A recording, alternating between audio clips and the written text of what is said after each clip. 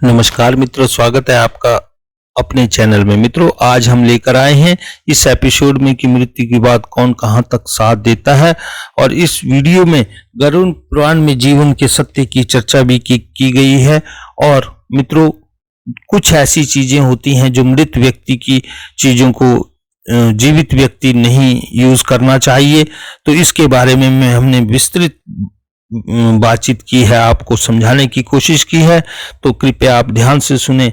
और मित्रों, अभी तक आपने इस चैनल को सब्सक्राइब नहीं किया है तो सब्सक्राइब करें, लाइक करें और शेयर जरूर करें, और बेल आइकन के बटन को जरूर दबाएं जिससे सबसे पहले हमारी वीडियो आप तक पहुंच सके। मित्रों, कहते हैं मनुष्य का शरीर नाश्वर है, जिसका नष्ट होना निश्चित होता है। देखिए, आपने सुना भी होगा कि मनुष्य ना कुछ लेकर आया है, ना ही कुछ लेकर जाएगा।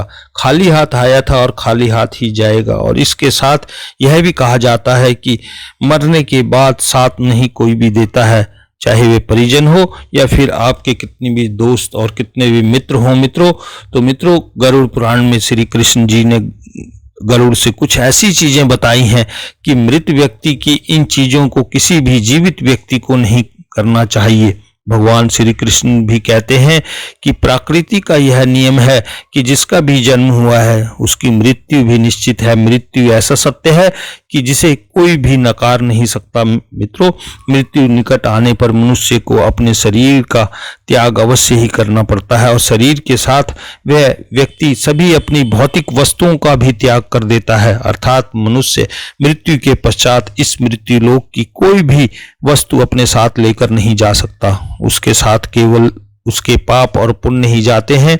यदि किसी मनुष्य ने अपने जीवन काल में पाप से अधिक पुण्य किए हैं तो उसे मृत्यु के समय कोई कष्ट नहीं होता मित्रों, और उसके प्राण सहज गति से निकल जाते हैं।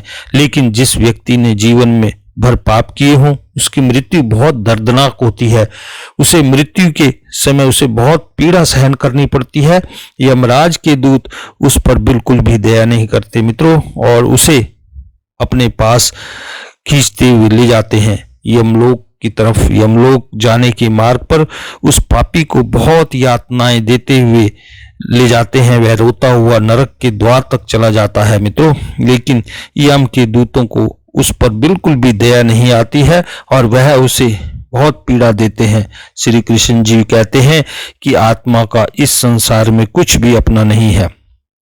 आत्मा तो अमर है, उसका कभी अंत नहीं होता है और वह अपने कर्मों के अनुसार बार बार जन्म लेती है। और मित्रों, मनुष्य का शरीर भी उसका अपना नहीं है, वह भी कुछ समय के लिए ही ईश्वर द्वारा प्राप्त हुआ है, जो एक दिन पंच तत्वों में विलीन हो जाएगा। किंतु मनुष्य फिर भी इस संसार में जन्म लेकर कई भौतिक सुखों के वश में पड़ता है। मृत्यु के बाद भी उसका उन वस्तुओं के प्रति मोह नहीं छूटता। श्री कृष्ण जी ने कहते हैं कि मनुष्य जब तक सांसारिक मोह त्याग कर ईश्वर को अपना नहीं लेता तब तक वह अलग अलग योनियों में जन्म लेकर वह पृथ्वी लोक पर भटकता रहता है। मित्रों, कई बार हम मृत व्यक्ति की वस्तुओं को अपने पास रख लेते हैं या उनकी वस्तुओं का उपयोग भी करने लग जाते हैं, लेकिन गरुड़ पुराण के अनुसार मृत व्यक्ति की कुछ वस्तुओं का प्रयोग कभी नहीं करना चाहिए, क्योंकि उस मृत व्यक्ति की वस्तुओं के साथ उसकी ऊर्जा जुड़ी हुई होती है,